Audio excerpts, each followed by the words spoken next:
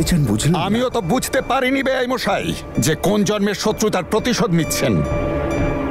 আপনি তো সবকিছু জানতেন যে বীর কানাডায় যায়নি আর জ্যাসমিনকে ও বিয়ে করেনি। এমনকি জ্যাসমিনের সাথে ওর কোনো সম্পর্কও ছিল না, তা সত্ত্বেও আপনি আমাদের কিচ্ছু জানাননি। আমি ভেবেছিলাম যে আমাদের সম্পর্ক এখন বন্ধুত্বে পরিণত হয়েছে।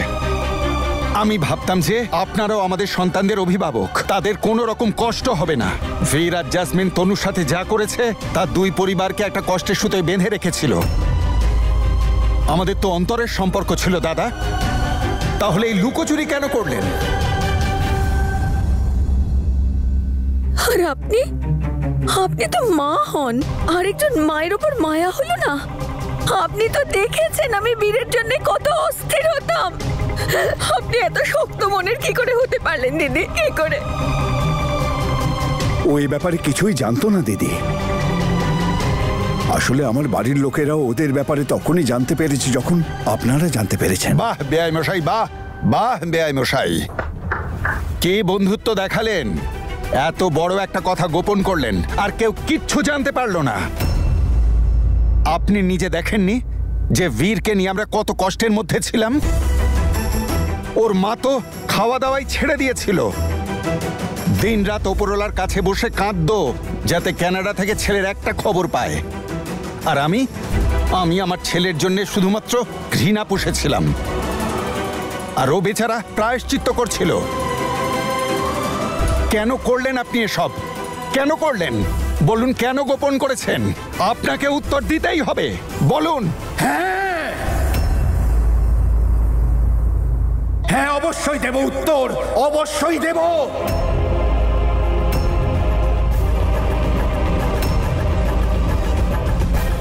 আপনি যেমন বাবা, আমিও তেমনই এক বাবা। আপনার ছেলে কিভাবে কষ্ট দিয়ে আমার তনুর চোখের জল ফেলিয়েছে, আপনি কি ভেবেছেন সেই ব্যাপারে একবারও?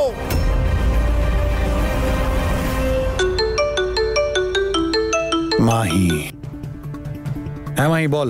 দাদা, বাবা আর আঙ্কেল, আমার তো ভয় হচ্ছে ওদের মধ্যে কিছু একটা হয়ে না যায়। কি?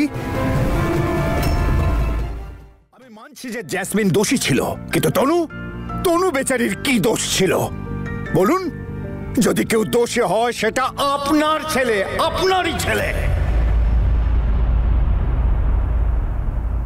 হ্যাঁ, আপনার ছেলের উপর কোনো সহানুভূতি আমাদের নেই, মোটেই নেই। আমি তো নিজের মেয়েকে আমার বাড়িতে ঢুকতে দিইনি, কারণ ওদের দুজনের এটাই প্রাপ্য ছিল। আর আপনার কি মনে হয় না যে ওদের দুজনের এটাই প্রাপ্য হওয়া উচিত বলুন? হ্যাঁ, আপনার ছেলে না হয় খানিকটা প্রায়শ্চিত্ত করেছে, তাতে কি হয়েছে? ব্যাস ব্যাস বেআই মশাই,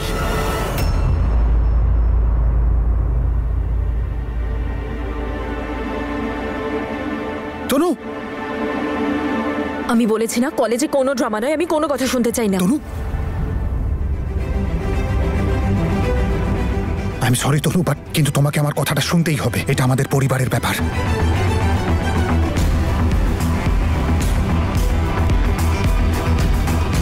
কি?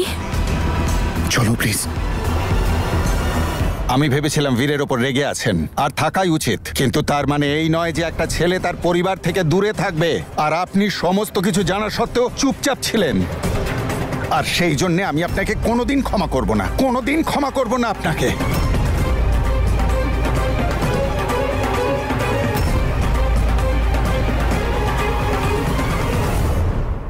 দাদা, হয়তো আপনি আমাকে বুঝতেই পারেননি।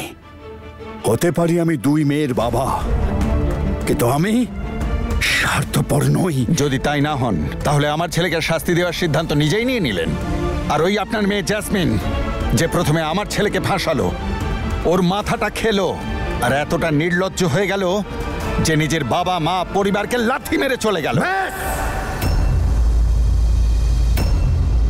ও যেমনই হোক না কেন, ও আমার মেয়ে। আমার মেয়ের সম্পর্কে কোনো খারাপ কথা আপনার মুখ থেকে শুনতে চাই না। এখন সমস্ত দোষ আমার মেয়েরই। বা আর আপনার ছেলে গঙ্গা জলে ধোয়া তুলসী পাতা। আজ আপনি শিখিয়ে দিলেন যে একজন ছেলের বাবা কিভাবে কথা বলতে পারে। এটাই কি ছিল আপনার আসল রং? আর যে রংটা আপনি দেখালেন সেটা আপনি ভাবলেন কি করে যে আপনি আমার ছেলেকে শাস্তি দেবেন? আপনি কি আমার ছেলের ভাগ্য নির্ধারণ করার শুনি? এখন ওর বাপ মা বেঁচে আছে। হ্যাঁ, বেঁচে আছে, যাদের কথা ও কখনো কোনোদিন ভাবেনি। আমি ওর সাথে যা করেছি না, সঠিক করেছি, ব্যাস।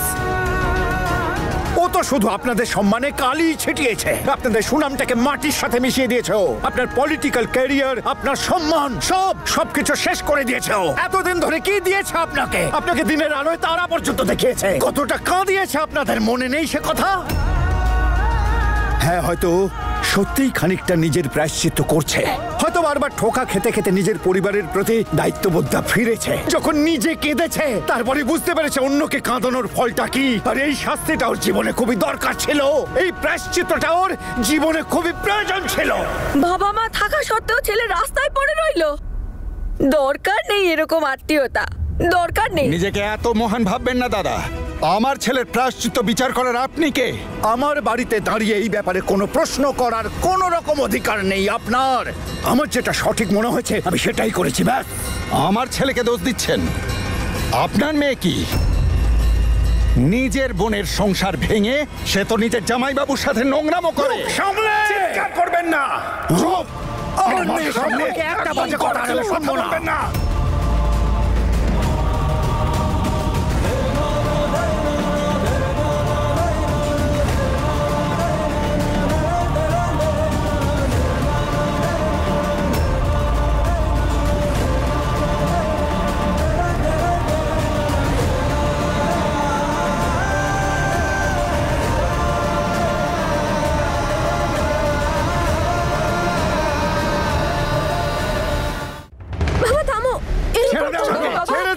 ওনার প্রশ্নের উত্তর আমি দিচ্ছি, ছেড়ে দে আমাকে। না না না না বাবা, না। কাকুর কোনো দোষ ছিল না এতে। আমি ওনাকে মানা করেছিলাম, ইনফ্যাক্ট আমি ওনাকে দিব্যি দিয়েছিলাম যাতে তোমায় কিছু না বলেন। কাকু তো সেই মুহূর্তেই তোমার কাছে যেতে চাইছিলেন, সবকিছু বলতে চাইছিলেন।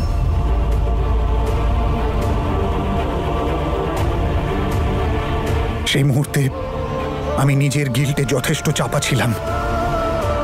আমি তো তোমাদের সবার থেকে দূরে চলে যেতে চেয়েছিলাম। আমি জানতাম যে জ্যাসমিন এখানে নিশ্চয়ই আসবে, আর এখানে এসে জানি না কি বলবে, কেউ জানে না। সেই কারণে ভাবলাম যে আমি নিজে এসে এনাকে সব বলে দিই। সেজন্যই আমি এলাম বাবা। আমি আপনাদের আগেই বলেছি যে আমি বাড়ি কেন ফিরতে চাইছিলাম না। আমি চাইছিলাম না আপনারা এটা জানুন যে জ্যাসমিন আর আমি এখন একসাথে নেই।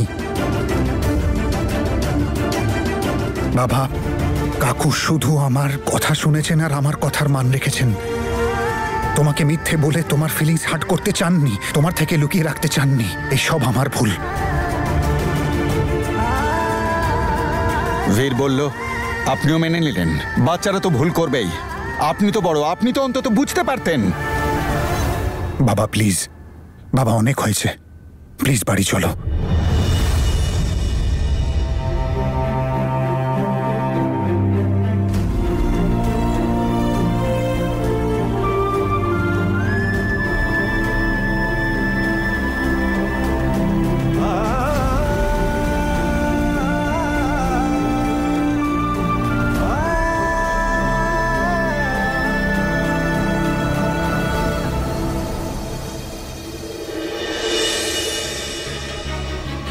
কাকু আমাকে ক্ষমা করে দিন।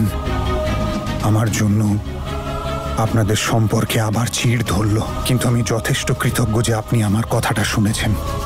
আমি বাবার সাথে কথা বলবো, আপনি চিন্তা করবেন না। বীর,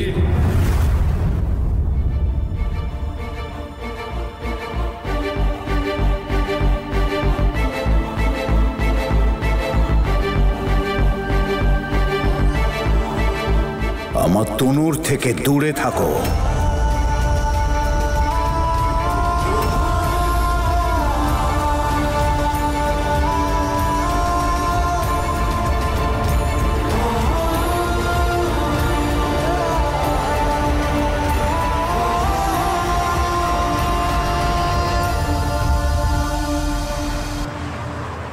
কেন এরকম দিব্যি দিয়েছিলি?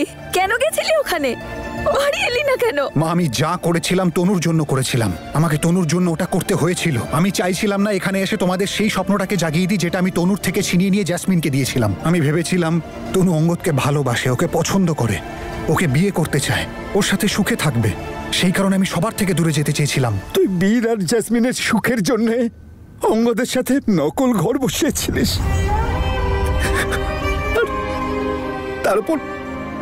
তারপর এরা দুজন আবার ফিরে এলো। কি কি কি কি করতে পারতাম আমি? বীর যে আমাকে দিব্যি দিয়েছিল সেটাকে এড়িয়ে আমি ভেবেছিলাম বীরের বাবাকে সবকিছু বলবো, কিন্তু তোর কথা আমার মনে পড়ে গেল রে মা। আমার মেয়েটার কথা মনে পড়লো, কারণ আমি ভালো করে জানতাম বীরের বাবা অন্তর থেকে তোকে ঘরের বউ করতে চায় যে কোনো উপায়ে। আর যদি উনি এইসব কথা জানতে পারতেন যে বীর ফিরে এসেছে, উনি তোকে বীরের হাতে তুলে দিতে চাইতেন। কিন্তু বীর, তুই এটাও একবার দেখ, তুই যেরকমটা ভেবেছিলি সেরকম কিছুই নয়। তনু অঙ্গদকে ভালোবাসে না, আর ওকে বিয়েও করতে চায় না। জানি আমি দিদি, সেই কারণেই তো ফিরে এসেছি না। উনি রোজ গুরুদুয়ারাতে আসতেন, আমিও সেখানে যেতাম, আর উনি প্রতিদিন শুধু তোর বিয়ের কথাটাই বলতেন। উনি অঙ্গদের সাথে তোর বিয়ে দিয়ে শুধুমাত্র নিজের ছেলের পাপের প্রায়শ্চিত্ত করতে চেয়েছিলেন, ব্যাস এইটুকু। সব দেখেছি আমি, সব বুঝেছি আমি, কিন্তু কি করতে পারতাম? সত্য যে শুধু আমিই জানতাম রে মা, আমি। তোরও আর ওই বীরেরও।